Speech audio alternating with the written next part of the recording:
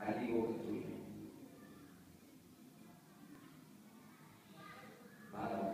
ان کے مقامات اس قدر ہیں کہ ہمارے علماء نے باتیں لکھی ہیں ان کے بارے میں، ان کے مقامات کے بارے میں. علی اور بطول کی بیٹی ہونا یہ خود ایک اعزاز کی ہے. تو یا اول شعبان یا 5 جمادی الاول کو مدینے میں ان کی ولادت ہوئی.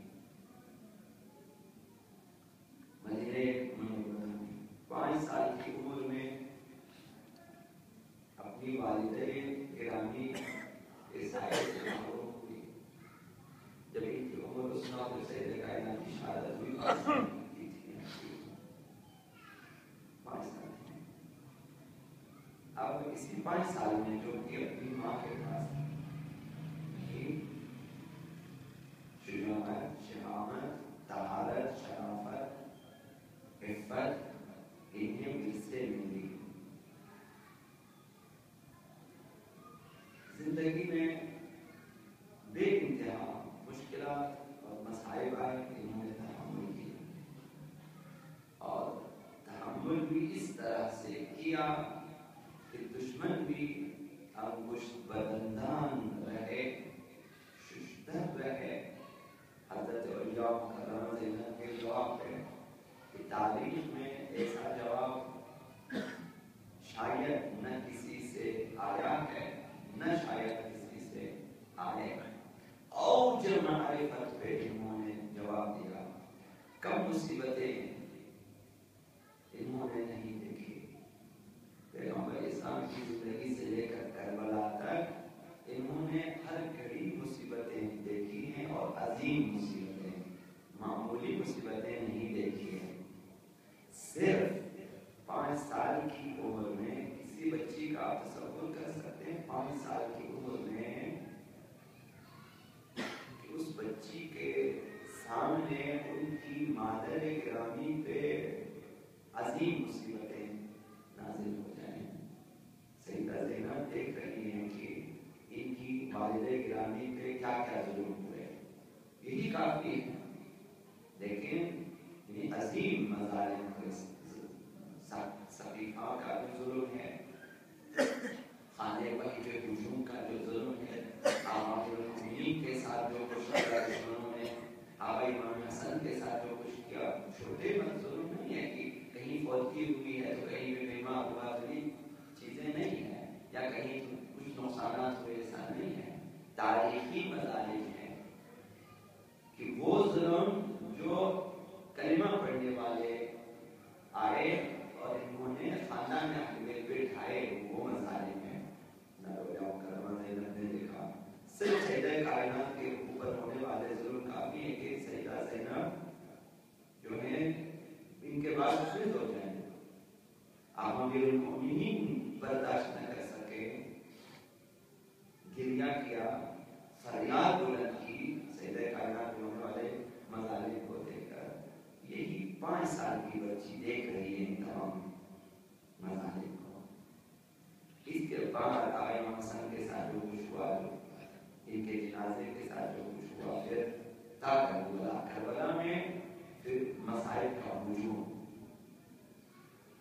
اور اس کے بعد سب سے بڑھ کر جو مصیبت ہے وہ یہ ہے کہ ان کی چادر چھن گئی. یہ سب سے بڑی مصیبت ہے. جیسا کہ ہمارے فقہاء علماء بیان کرتے ہیں کہ سب سے بڑی مصیبت یہی تھی. یہ ان کی بیویوں کی چادروں کا چھن جانا یا امام حسین کے لیے سب سے بڑی مصیبت تھی، آبا فضل عباس کے لیے سب سے بڑی مصیبت تھی، اور امام زمان کے لیے بھی یہی سب سے بڑی مصیبت تھی، اور خود حضرت زینب سلام اللہ علیہ کے لیے بھی یہی سب سے بڑی مصیبت تھی. سب سے بڑی مصیبت. اب ایک خاتون سے کشف حجاب کیا جائے، وہ خاتون اگر جس طرح خاندان عصمت و طہارت کی ہو، شرم و حیا کی ملکہ ہو، اگر پردے والے گھر کی خاتون ہو تو مر جائے گی. اگر کسی اور مرحلے میں کشف حجاب ہو جاتا حضرت کرم زینب سے واقعی کربلا نہ ہو، مشیت الہی نہ ہو، کوئی اور حادثہ ہوتا، شاید زینب زندہ نہ رہتی. لیکن یہاں چونکہ مصلحت الہی ہے، بتایا ہے پیغمبر اسلام نے اپنی قبر سے آئے امام حسین کو کہ ان اللہ قد شاء ان یراہن سوایا، خدا کی مشیت ہے کہ زینب اسیر ہوگی، زینب اسیر ہوگی. تو زینب نے برداشت کیا. تو سب سے بڑی مصیبت قتل امام حسین سے بھی بڑھ کر شاید یہی مصیبت ہے کہ اپنے خطبوں میں اس کی طرف اشارہ کیا اور کوفے کے بازار میں بھی جو خطبہ اس نے بیان کیا کہ تمہیں شرم نہیں آتی کہ تم نبی کی بیٹیوں کی طرف دیکھ رہے ہو. یزید سے بھی کہا کہ انصاف ہے کہ تمہاری کنیزیں پردے میں ہیں اور نبی اور علی کی بیٹیاں ان کے چہرے کھلے ہوئے ہیں. یہ سب سے بڑی مصیبت تھی. اس کے باوجود اب وہ جو چھوٹی مصیبتیں ہم کہیں گے، چھوٹی مصیبتیں، یہ جو انہیں بے پالان مردوں پہ بٹھائے گئے ہیں، جو رسیاں ان کے ہاتھوں میں بندھی گئی ہیں، ایک انہیں دھوپ میں کھڑی رکھ دی، نہ معلوم کتنے گھنٹے کتنے دن یہ چلتے رہے. یہ چھوٹی مصیبتیں. ان کے باوجود اب یزید نے سوچا کیا تھا، ابن زیاد نے، یزید نے کیا سوچا؟ سوچا یہ تھا کہ اب تو یہ ختم ہو چکی ہے، اب ان میں کوئی رمق باقی نہیں ہے، اب کوئی توانائی نہیں ہے، اب یہ لوگ مزمحل ہو چکے ہیں. اب یہ شاید خدا کی شکایت کریں، مصلحت الہی کی شکایت کریں، تقدیر الہی کی شکایت کریں. شاید یہی سوچ کر اس نے پوچھا تھا کہ دیکھا خدا نے تمہارے ساتھ کیا کیا. اب اس کا جواب کیا ہونا چاہیے؟ وہ جو ایک جملہ سیدہ زینب سلام اللہ علیہا نے فرمایا، تاریخ میں رقم ہے، نہ کسی نے ایسا جواب دیا ہوگا، نہ شاید کوئی دے آئندہ.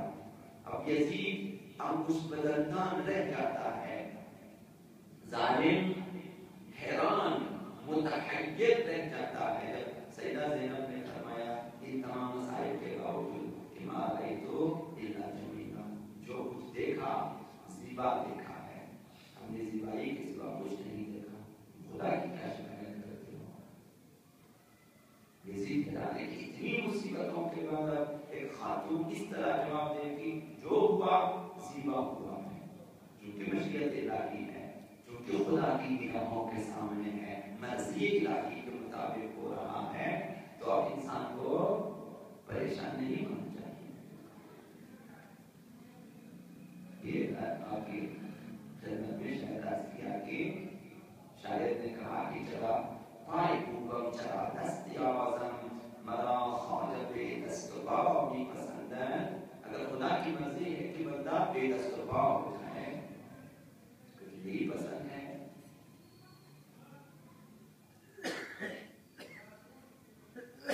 یہی درد و یہی درد پسند ہے، یہی وسط و یہی اجلان پسند ہے. منس درمان و دست درد و وسط و اجلان پسند ہے، انچلا جانن پسند ہے. انہوں کرم زینب اس مقام پر ہے. کوئی کہتا ہے درد، کوئی کہتا ہے دوا، کوئی کہتا ہے بھیجے، کوئی کہتا ہے ویسے. سب کی اپنی اپنی پسند ہے راہ خدا میں. لیکن اہل بیت کیا ہے؟ منس درمان درد و وسط و اجلان پسند ہے، انچلا جانن پسند ہے. جو خدا کو پسند ہے وہی پسند ہے. وما تشاءون الا ان شاء اللہ. آقا عبداللہ حسین نے جس طرح سے فرمایا، حضرت آقا علی اصغر علیہ السلام کا جنازہ لے کے جب ان کو شہید ہو رہے فرمایا کہ یہ بھی میرے لیے آسان ہے کیونکہ خدا کی نگاہوں کے سامنے ہی ہو رہا ہے.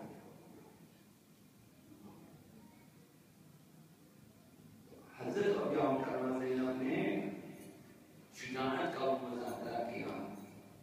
یزید کو اگر کسی نے شکست دی ہے تو حضرت ابیام کرم زینب نے دی ہے. یزید کو اگر کسی نے رسوا کیا ہے، حضرت ابیام کرم زینب نے رسوا کیا ہے. آج تک ہوتا قیامت یزید کی رسوائی حضرت زینب کے ہاتھوں ہوئی ہے.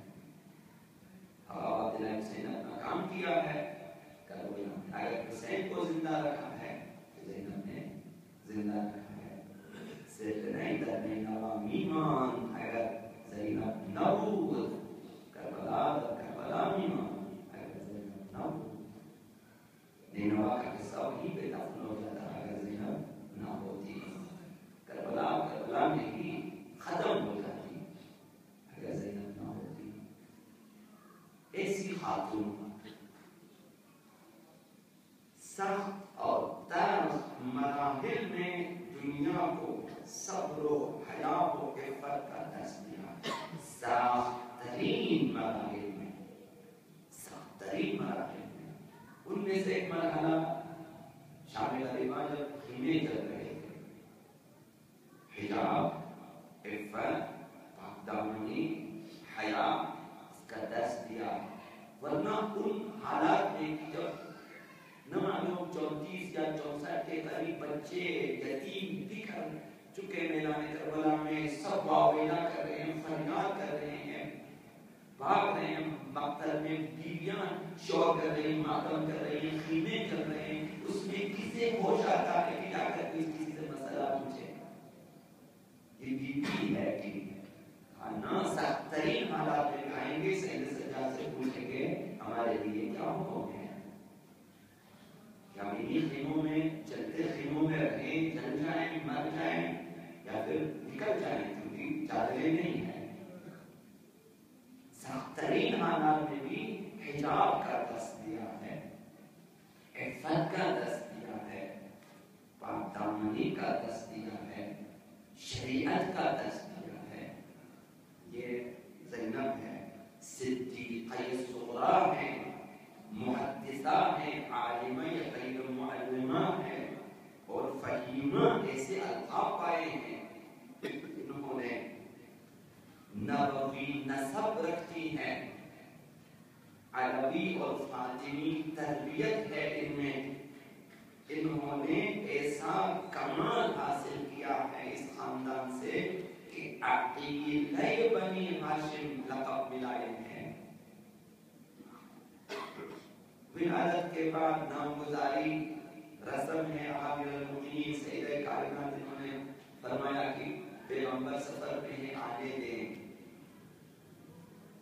ایک خاتون جس کا نام خداوند متعال وہاں سے نازل کرے، اب اس خاتون کی فضیلت کیا ہوگی؟ پیغمبر اسلام آئے، حضرت امینہ مکرمہ زینب کو 9 مولود کو اٹھا لیا اور اسے لیے، کہا کہ کا نام خدا کی طرف سے زینب ہے. عام خاتون ہوتی، ان کا نام خداوند پیغمبر اسلام کے لیے جبریل امین کے ذریعے نازل نہ. بے مثال زندگی گزاری ہے. دنیا والوں کو اس نے معارف سے روشناس کیا کہ ایک معمولی خاتون ایسے معارف سے پردہ نہیں اٹھا سکتی. معمولی خاتون عام خاتون کے بس کی بات نہیں ہے.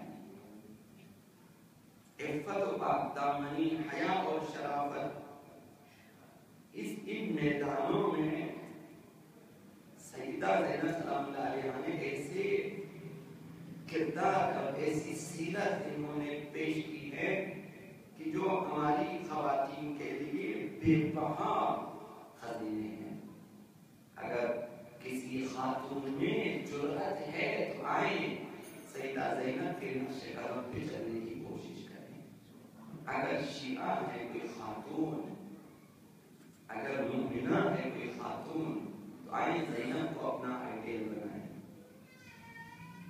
عصر حاضر میں اسلامی ممالک بالخصوص جو شیعہ معاشرہ ہے، ثقافتی استعمال کی کوشش یہ ہے کہ ہماری خواتین سے عفت کو اٹھا لے، پاک دامنی کو اٹھا. مختلف بہانے ہوتے ہیں ان کے پاس، مختلف تنظیمیں ہیں ہمارے معاشرے میں، مختلف کمپنیاں کام کر رہی ہیں کہ نوکریاں ہیں، اور ان میں ان کے پاس بہت سارے بہانے ہوتے ہیں. ٹریننگ کے بہانے ہوتے ہیں، کورس کے بہانے ہوتے ہیں، جھجھک دور کرنے کے بہانے ہوتے ہیں. بہانوں سے کوشش کرتے ہیں کہ یہ جو ہے جوانوں کو، جوان مردوں کو عورتوں کو ایک ساتھ کام پہ لگا دیں، ہوٹلوں میں ایک ساتھ بٹھا لیتے ہیں، کلاسوں میں ایک ساتھ بٹھا لیتے ہیں. یہ ایک سوچی سمجھی سازش تھی، آج بھی ہے اور آئندہ بھی سازش رہے گی کہ مختلف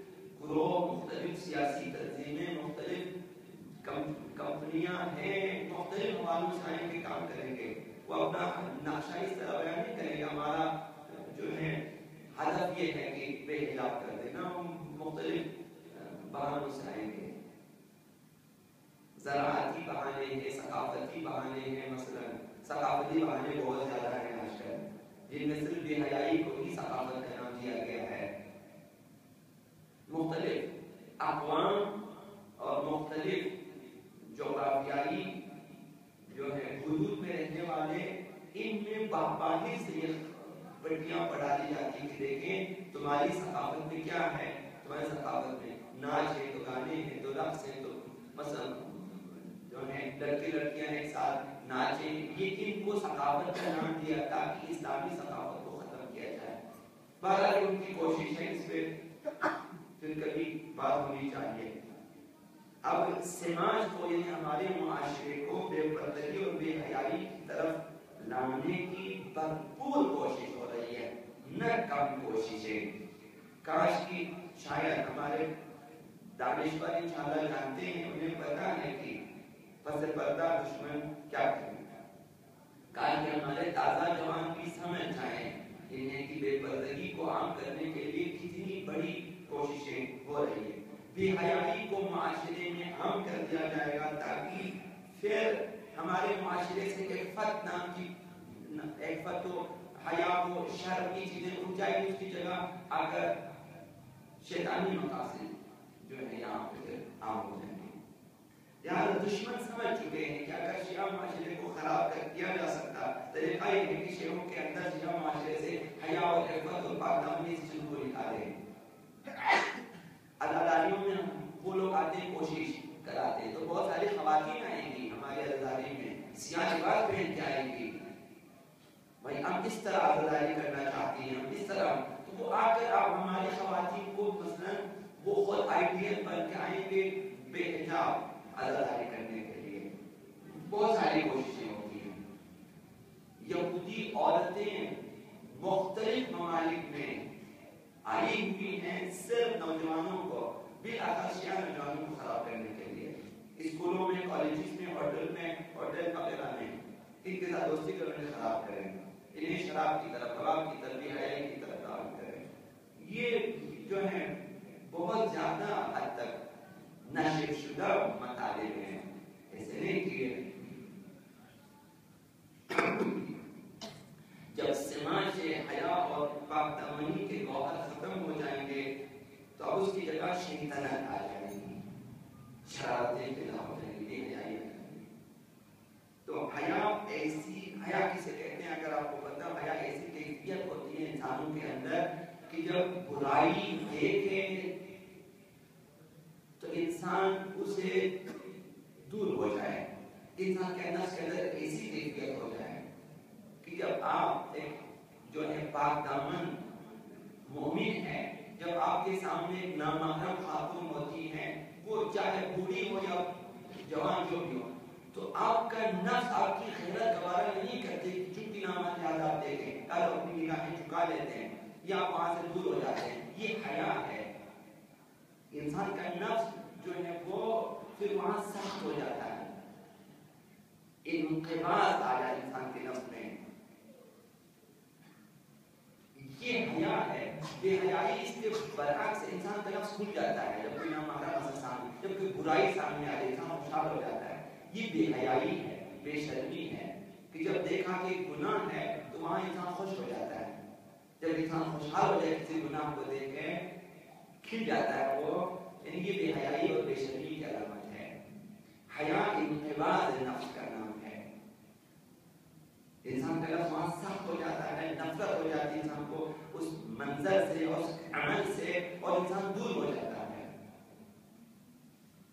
حیا ایک ایسی چیز ہے جس کام میں ذلت ہوتی ہے، رسوائی ہوتی ہے، شرمندگی ہوتی ہے، تو انسان پہ ایسی کیفیت طاری ہو جاتی ہے کہ انسان ایسے کاموں کو چھوڑ دیتا ہے۔ یہ حیا کہلاتا ہے۔ اگر کسی میں یہ حالت ہے، حیا ہے۔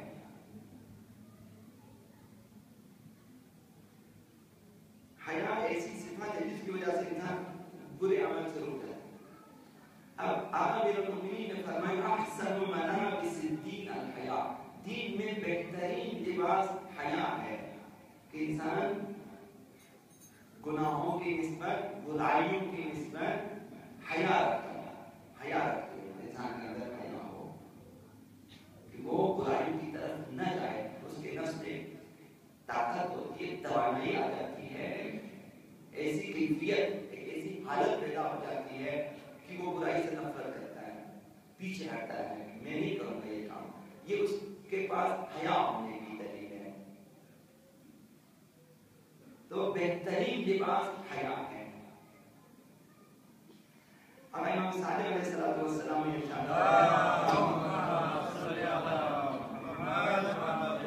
لا ایمان لمن لا حیاء لہ، جس کے پاس حیا نہ ہو اس کے پاس ایمان بھی نہیں ہے، جس کے پاس حیا نہ ہو اس کے پاس ایمان نہیں ہے۔ جو برائیاں دیکھ کر، عیبوں کو دیکھ کر، جو ہے غلط چیزوں کو دیکھ کر انسان کا نفس متنفر نہ ہو اور اس سے دور ہٹنے کی کوشش نہ کرے، اس میں پھر حیا نہیں ہے، جس میں حیا اس میں ایمان نہیں ہے۔ اس لیے کہ امام باقر علیہ السلام نے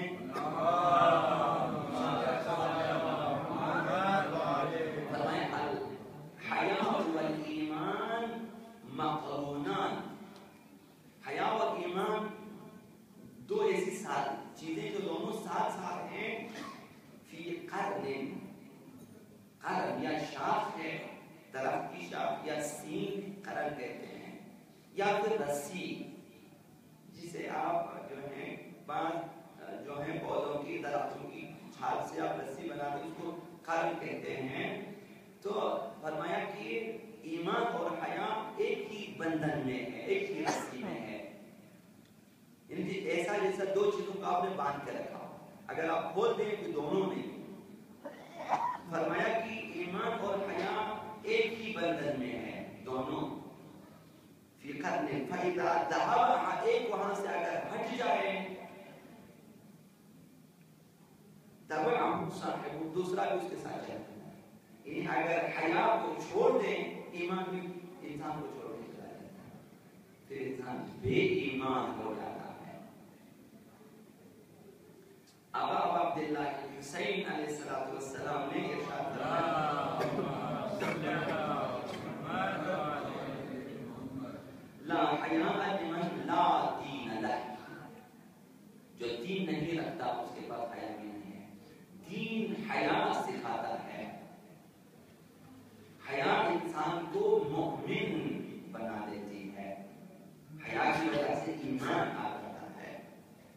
اب سماج میں دین اسی وقت باقی رہتا ہے جب ایمان باقی رہے، جب حیا باقی رہے۔ جس دن حیا ہمارے معاشرے سے چلی جائے اس وقت دین بھی ہمارے معاشرے سے چلا جائے۔ آپ ایسے گھرانوں کو دیکھے ہوں گے، دیکھتے ہوں گے کہ جن میں بے پردگی ہے، حیا نہیں ہے، فیملی بیٹھ کر مثلا نامناسب فلمیں سب مل کے دیکھتے ہیں، بیٹی بھی دیکھ رہی ہے، بیوی بھی دیکھ رہی ہے، ماں بھی دیکھ رہی ہے، بیٹا بھی دیکھ رہا ہے، تو آپ دیکھیں کہ وہاں دین نام کی کوئی چیز نہیں ہے، وہاں ان کے پاس دین نہیں ہے۔ جب تک حیا نہ ہو، ایمان نہ ہو، دین نہیں ہے۔ لہذا صہیونزم نے اس چیز کو سمجھا، یہ اس کا حوالہ دے رہا ہوں نیتنیاہو کا، انہوں نے تقریر میں کہا کہ ڈش پروگرام ایک طاقتور مبلغ ہے، ڈش پروگرام، سیٹلائٹ کے جتنے پروگرام ہیں یہ ایک بہترین مبلغ ہے، مؤثر ترین مبلغ ہے۔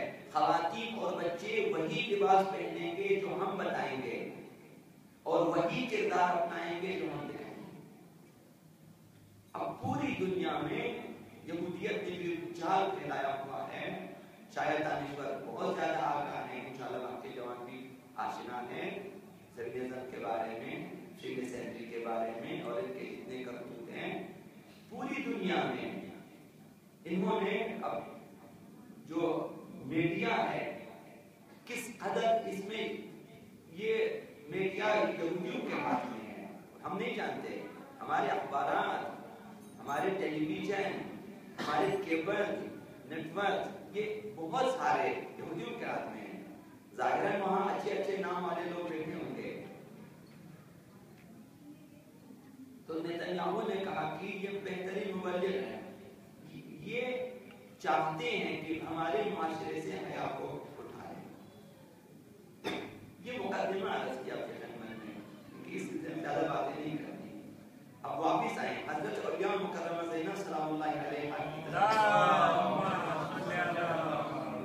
انہوں نے اپنی سیرت میں حیا اور عفت کو کس طرح سے ظاہر کیا. یہ راوی ہے یحییٰ یہ مازنی راوی ہے، نقل کیا میں جو ہے کئی سالوں تک آقا امیر المومنین کے ہمسائے میں رہا، مدینے میں ان کے ہمسائے میں رہا. میں اسی گھر کے ہمسائے میں تھا جس گھر میں حضرت زینب سلام اللہ علیہا رہتی تھی، لیکن کسی نے نہ انہیں دیکھا نہ کسی نے ان کی آواز سنی.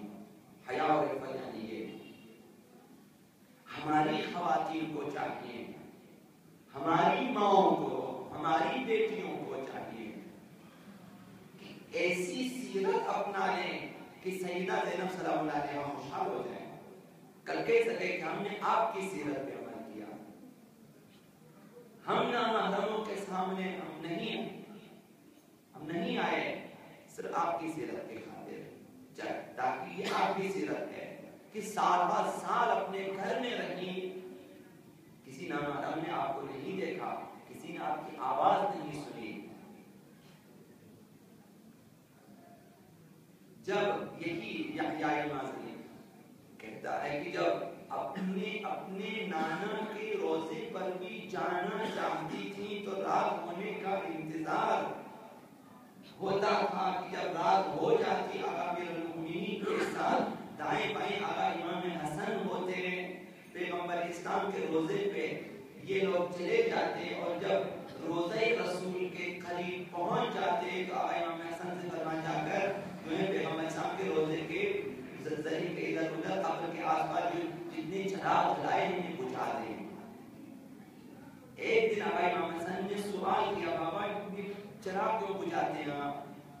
یہ یادگار جملہ آقا امیر المومنین کا فرمایا، اخشى ان ينظر احد الى شخص اختك زینب، مجھے یہ خوف ہے کہ کہیں ان چراغوں کی روشنی میں کوئی شخص تمہاری بہن زینب کو دیکھ نہ لے، کہیں وہ نہ دیکھے. مجھے یہ خوف ہے ایسا نہ ہو کہ وہ دیکھیں.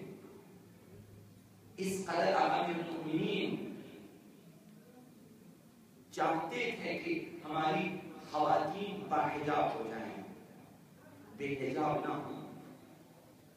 کردار زینبی یہ ہے، کوشش کریں جب تک مجبور نہ ہو آپ کسی نامحرم سے بات نہ کریں، کسی نامحرم کے کانوں تک آپ کی آواز نہ جائے. کیوں جائے؟ یہ کیسی ہماری خواتین ہیں کہ جو گھنٹوں نامحرموں سے بات چیت کریں، گفتگو ہوتی ہیں، خبریں ہوتی ہیں، تبصرے ہوتے ہیں، غیبتیں ہوتی ہیں. سیرت مہم ہے.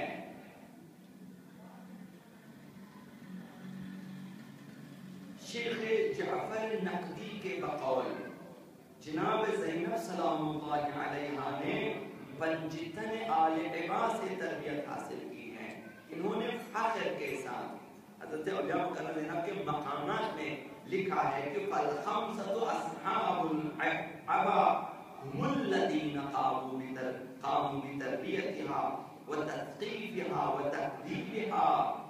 یہ زینب وہ خاتون ہے کہ ان کی تربیت کے لیے بنجتن آل عبا نے قیام کیا ہے. بنجتن پاک نے ان کی تربیت کی اور انہیں تعلیم دی ہے اور ان کی تہذیب کی ہے، انہیں پاک کیا ہے، ان کے نفس کو بنایا ہے.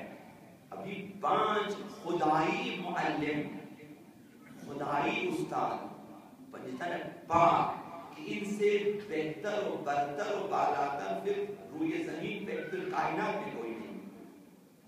یہ 5 ہستیاں تربیت کریں سیدہ زینب سلام اللہ علیہا کی، وکفا کی کفا کبھی مؤدبین و معلمین.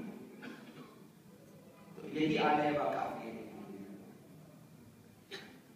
ڈاکٹر عائشہ الشاطی اہل سنت کی محققہ، یہ سب کو معلوم ہے. علی کی شہد الخاتون کتاب انہوں نے کی ہے، پتہ ہے.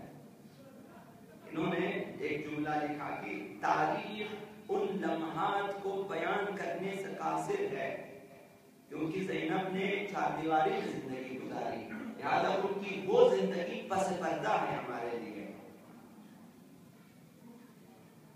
یہ جملہ خود کہ اب ان کی زندگی تاریخ بیان نہیں کرتی، کیونکہ تاریخ نے انہیں صرف سنا ہے، دیکھا نہیں ہے.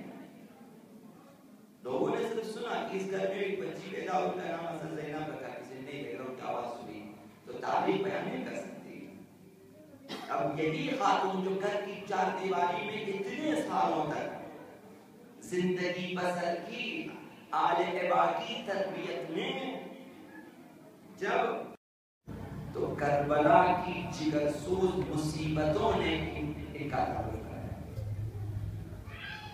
یہ عائشہ الشاطی نے کہ ان کا تعارف انہوں وہاں پہ ہوا. کربلا سے پہلے آپ کو تاریخ میں صرف سنا کیونکہ حیا مانع تھی. ان کی والدہ کی نصیحت ہے ہمارے لیے بھی، ہماری خواتین کے لیے بھی، مردوں کے لیے بھی، عورتوں کے لیے بھی، اور خود حضرت زینب سلام اللہ علیہا کے لیے بھی. پیغمبر اسلام کی بیٹی نے نصیحت کی ہے خیر للنساء، ہماری عورتوں کے لیے بہتر چیز یہ ہے کہ اللہ یرین الرجال، کہ خواتین نامحرم مردوں کو بالکل نہ دیکھیں. اللہ یرین الرجال، مردوں کو نہ دیکھیں. وہ مراد نامحرم مرد ہیں جو محرم نہیں آپ کے لیے. باپ محرم ہے، بیٹے محرم ہیں، مثلا چاچے محرم ہیں، ماموں محرم ہیں، اس طرح جو محرم. ان کے علاوہ جو نامحرم ہیں، مثلا چاچا زاد نامحرم ہے، ماموں زاد نامحرم ہے، خالہ زاد نامحرم ہے، پھوپھی زاد نامحرم ہے، وغیرہ وغیرہ. سیدہ کائنات کیا فرماتی ہیں کہ خیر للنساء، عورتوں کے لیے بہتر چیز یہ ہے کہ اللہ یرین الرجال، کہ وہ نامحرموں کو بالکل نہ دیکھیں.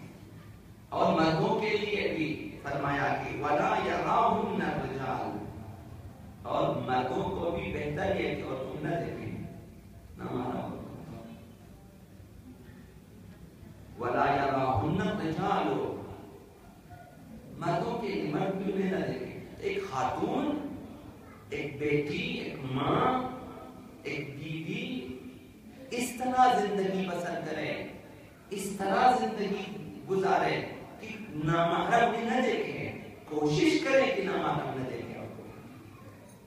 کم از کم یہ ہے کہ آپ خود کو بنا کر سنبھال کے آپ خود کہیں نہ جائیں کہ نامحرم سب آپ کو دیکھیں. کیا ضروری ہے کہ آپ جائیں؟ بلا ضرورت نہ جائیں.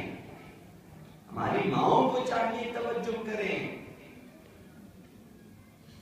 تو سیدہ کائنات کی سفارش کیا ہے؟ یہ ہے جب حضرت زینب نے اس پہ عمل کیا ہے اتنے سالوں تک، حتیٰ ہمسائے نے نہیں دیکھا انہیں، حتیٰ ان کی آواز کس قدر مؤدب گفتگو کرتی. ہماری خواتین لڑتی ہیں، جھگڑتی ہیں، گلی میں چور ہے. یہ کیسی خواتین ہیں؟ کیا آپ سیدہ زینب کو نہیں مانتی؟ کیا آپ سیدہ زہرا سلام اللہ علیہا کو نہیں مانتی؟ کیا آپ ہماری اہل بیت کی ان خواتین سے آشنا نہیں ہیں؟ ان کے مزاج سے آشنا نہیں ہے؟ اگر مشیت الہی نہ ہوتی، جیسا کہ عرض کیا، ان اللہ قد شاء ان یراہن سوایا، مشیت یہ تھی کہ دین کی خاطر اہل بیت اسیر ہو جائیں، بیویاں اسیر ہو جائیں. مشیت تھی. اگر یہ مشیت نہ ہوتی اب عبداللہ حسین کبھی بھی زینب کو اپنے ساتھ لے جانے کا نہیں، کبھی بھی آباد نہیں ہو سکتا. یاد کریں کہ بیٹیوں کا پردہ، بیویوں کا پردہ، ماؤں کا پردہ اس قدر عزیز ہے کہ آخری وقت میں جب آقا عبداللہ حسین زمین سے اٹھ بھی نہیں سکتے تھے، کوہنیوں پہ زور دے کر اٹھنے کی کوشش کی، زینب کو جب دیکھا کہ خیمے سے باہر آ گئی ہیں، اسی انداز میں اشاروں سے فرمایا کہ بہن واپس جائیں خیمے میں ابھی زندہ ہوں۔ اہل بیت کی غیرت گوارا نہیں کرتی کہ ہماری عورتیں باہر آ جائیں، بلا ضرورت باہر آ جائیں، بلا ضرورت نامحرموں سے گفتگو کرے، جب کہ کوئی رابطہ نہ ہو، جب کوئی تعلق نہ ہو، جب کوئی کام نہ ہو، جب کوئی اور بھی آداب ہیں، اگر بات کرنی بھی ہو تو کس طرح بات کرنی چاہیے۔ زینبی کردار یعنی یہ عبید اللہ ابن زیاد کے دربار میں اسیروں کو لایا ہے، مجمع لگ گیا، بے حیا مردوں کا مجمع لگا، یعنی بے حیاؤں کا مجمع لگا تھا۔ تو حیا و عفت کے پیکر بنت حیدر نے وہاں ایک جملہ فرمایا، یا اہل الکوفہ، اے کوفہ والوں، اما تستحیون من اللہ و رسولہ، کیا تمہیں خدا اور رسول کے سامنے شرم نہیں آتی؟ یہ ہمارے مردوں کے لیے ہے، ہمارے مردوں کے لیے کہ جو بلا ضرورت ایسی محفلوں میں بیٹھے ہوتے ہیں، خواتین کا تماشا کریں، یہ ثقافتی پروگرام مسئلہ ضرورت نہیں۔ اب وہاں بھی تماشائی ہے، یہاں بھی تماشائی ہے، دیکھنے کے لیے آئے ہیں جماع۔ یا اہل الکوفہ اما تستحیون من اللہ و رسولہ، کیا تمہیں خدا و رسول شرم نہیں آتی؟ ان تنظروا الی حرم النبی، نبی کے حرم کی طرف دیکھتے ہوتی ہیں۔ دیکھیں، نبی کے اہل حرم کی طرف دیکھنا حرام ہے، ٹھیک نہیں ہے۔ سیدہ زینب نے احتجاج کیا، تو یہاں آج ہمیں بھی چاہیے کہ ہمارے گھرانوں میں بھی، ہمارے خاندانوں میں بھی، ہمارے مردوں میں بھی یہ عفت اور یہ حیا پیدا ہونی چاہیے۔ یاد کریں دربار ابن زیاد کو، یاد کریں دربار یزید کو، کہ جب تماشائی ان کی طرف، خواتین کی طرف، ان محضرات عصمت کی طرف دیکھتے تھے، سیدہ زینب نے احتجاج کیا ہے، کہیں ہم ان لوگوں کی صف میں شامل نہ ہو جائیں کہ ہم محرم نہ محرم سے لاپرواہ ہو جائیں۔